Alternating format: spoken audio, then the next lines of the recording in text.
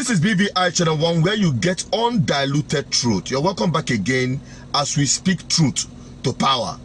And today, I'll be reacting to the position of the Senate during their plenary section with respect to the endless intimidation, harassment, and ultimately death of Nigerians in the hands of the Nigerian police and other security architecture. It has become like a culture that every now and then there is a report of police brutality or security officers in their various forms and units intimidating, harassing, and at some time killing Nigerians because of one thing or the other, which we are going to address today. Now, in response to that, especially what happened in Edo State, the Senate had come up with a kind of, will I call it, bill during their plenary section to address this matter. But I get big concern with their position. I'll be right back after you had listened to the senator representing Anambra Central. We demand a panel of inquiry, public hearing on how the police will go about to take disciplinary measure to those policemen that they did that act. It's very, very barbaric. It's something that when I saw it yesterday, I was very moved to tears. So, Mr. President, this motion is very serious, and we should not allow the police to sweep this matter under the carpet as usual. Thank you, distinguished colleagues. Distinguished Senator Umeh. Thank you, Mr. President. Distinguished colleagues, my name is Senator Victor Umeh. I represent Anambra Central Senatorial District. Mr. President, this motion is coming up for the first time in this Senate, but this type of motion has come up severally in the past. The way the police abuse commuters and transporters on the highways. And all the times we have considered this in the past, it has always been condemnation of this act. If you look at the prayer of this motion, it says to call on the IG of police to direct his officers to stop extortion and intimidation. There is nothing provided in this prayer to ensure compliance. Because if you call on the IG to direct his officers and men to stop this, and we say, IG, we ask you to direct your officers to stop this, and they continue to do it, where lies the solution? I should think that the thing we should focus on will be on the punishment that will be meted on those officers who do this and they are caught. When commuters and their vehicles conveying them encounter this type of intimidation and abuse on the highways, they know those who have done it, the location where it happened. They should be able to bring a report to the Office of the Inspector General of Police and ensure that there is a way such people will be tracked without complaint. Because if we say, tell them to stop it, they'll continue to do it. And if such a report comes, the Inspector General of Police should consider summary dismissal of the officers involved in this act. It's very rampant on our highways. And we cannot continue to say, call on them to stop this. They will not stop it. Even when you report them to maybe area commander of the location where this thing happened, the matter will be closed because some of them are on duty on the highways on their behalf. In the evenings, they go and report back the monies they collected on the highways. If you don't make returns, they would put you on the highways again. These are the things we are aware of. Additional prayers, Senator Umeh? Okay. Thank you, Mr. President. Distinguished colleagues, during the debate, I spoke about punishment. So I want to put in an additional prayer that will focus on punishment for this offense. That the Inspector General of Police shall be requested to investigate these reports of harassment and abuse of commuters and travelers, and in proven cases, summarily dismiss the officers involved so that these bad eggs will be weeded out of the highways. That's my additional prayer, Mr. President. Punishment. Good.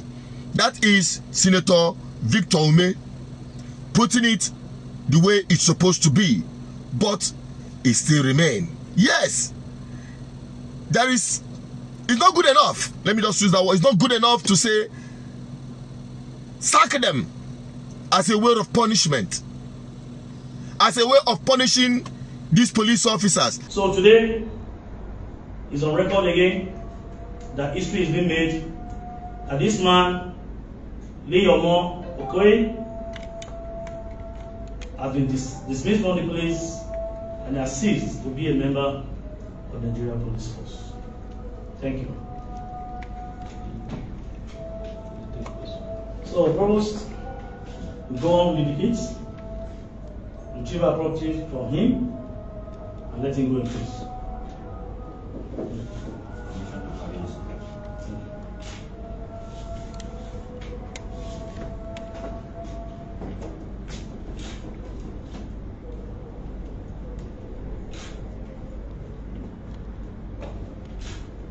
Yes, I did that.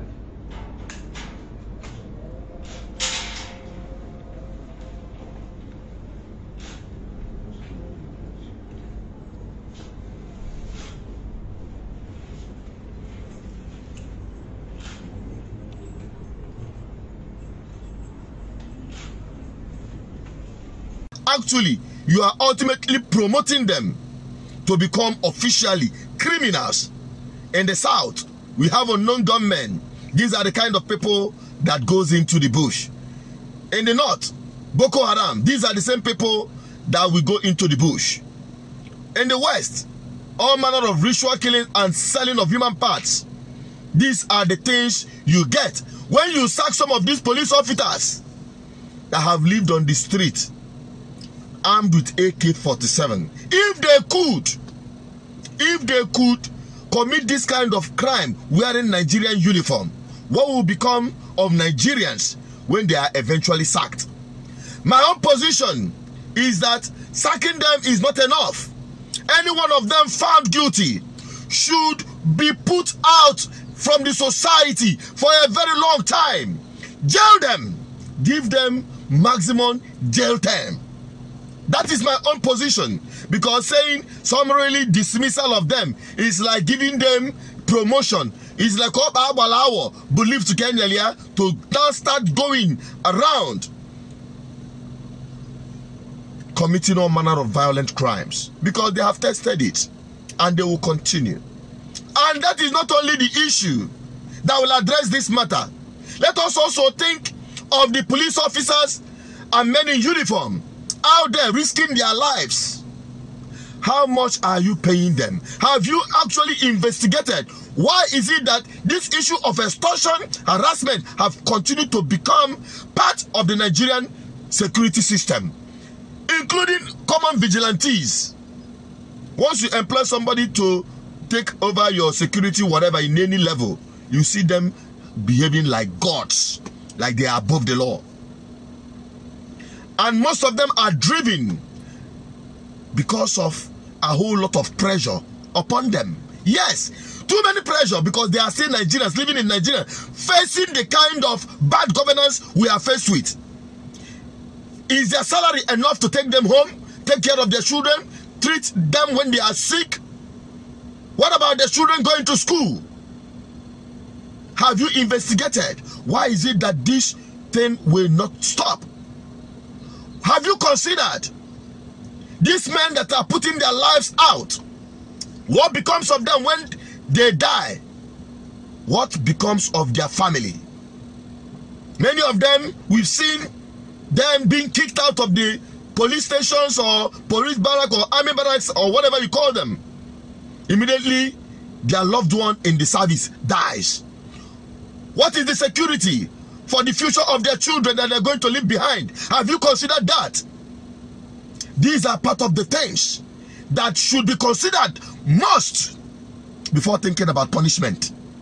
I speak for everyone, because they are all humans. They are all Nigerians. Many of them are my own people from the East. Have you considered their situation?